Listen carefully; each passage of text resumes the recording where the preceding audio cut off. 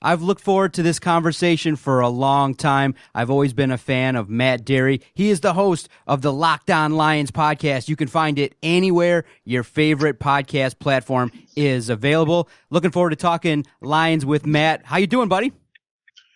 John, I promised you many years ago that we would talk, so I feel badly it's taken this long, but always a pleasure to talk to you. And yeah, it's a big day for the Lions, certainly today and tomorrow with all the cuts and starting to leak out, of course. So let's get into it.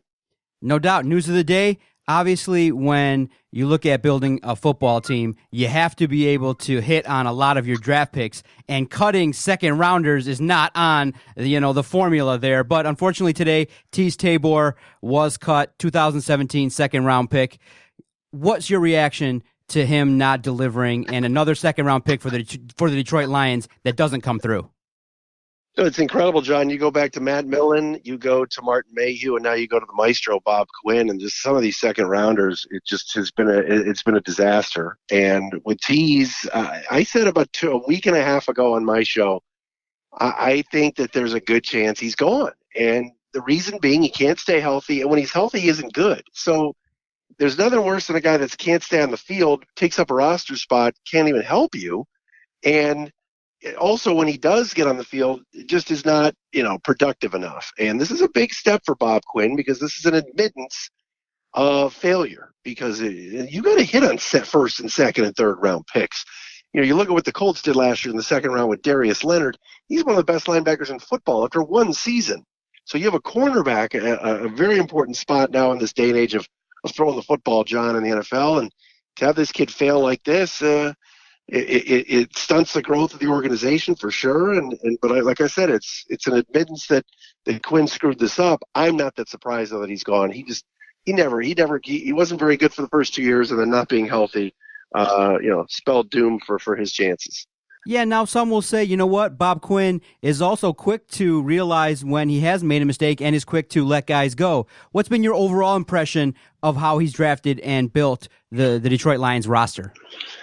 I think this is the year where we're really going to know, and I'll tell you why. In order for this team to take the next step, and I think they've got some talent on the roster and some depth. But let's find out about Tracy Walker. He's going to have to play. What about Jelani Tavai? Is Jalen Reeves-Maben going to be good? Graham Glasgow's in a contract year. All of these guys that I'm mentioning, Taylor Decker, are all draft picks. So they're supposed to be now in years 2, 3, 4, guys that I've mentioned, all supposed to be now hitting the prime of their career. We're dusting the cobwebs off.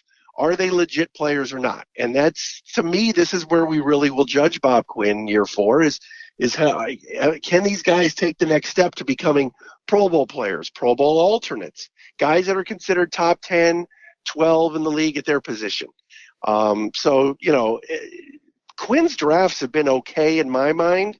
Some of the free agency pickups have been pretty good. But this is the year. This is the year that we find out. Obviously, now there's only a handful of Mayhew guys and Millen guys. You want to talk about Matthew Stafford left and Don Muhlbach to a degree. But this is it. This is it now. His coach, no more rookie cobwebs either. Did he learn from last year, Matt Patricia, on how not to handle things? He ran the team into the ground in July and August. It showed in September with those bad losses to the Jets and Niners, and it cost him a season. So now this year, if Patricia can scheme and the players are on board for all 16 weeks, that'll show well for Bob Quinn's resume.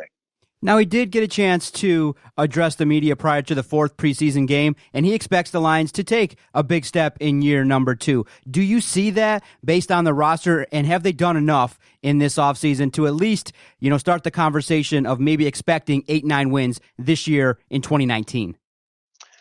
I think a lot of it is going to depend on the draft and the first 2 guys that they took. If Hawkinson is this legitimate beast in the red zone that Stafford's feeding every week a touchdown to, I'm not talking like Ebron numbers from last year, and I hate to bring that name up, but and then you talk about Tavai having to play well and playing a role. Those 2 guys are going to be huge factors for Quinn, and I like both picks. I didn't like the Tavai pick that night when they took him on that Friday night, but I'm sold on him now based on what I've seen at camp and certainly in the preseason. I think he's going to be a good football player. Jared Davis's health is going to be a big factor. Has Bob Quinn done enough this offseason? I like the offseason they had, actually. I think the Trey Flowers pickup was good. I think the Justin Coleman pickup was good. I like Danny Amendola. So, he's showing some guts by cutting tees and not just saying, well, he was my guy a couple of years ago, so I have to stick with him. He's basically saying, look, Oruwariye and Melvin and who knows who else with this being recorded on Friday, Mike Ford, whomever had made the team over Tabor, that he thinks those guys are better. I think they've addressed pretty much everything. The one thing I'm worried and concerned about are the guards. They didn't give money to Graham Glasgow. Why? Do they not think he's good enough? And on the other side, is it going to be Dahl or Wiggins? And can either of those guys play? O-line's going to be big, but maybe he could have addressed that again with another free agent pickup or a trade. He didn't do that. And now I think over the next 24, 48 hours, we're going to see somebody added to that O-line, and it better be somebody that can play.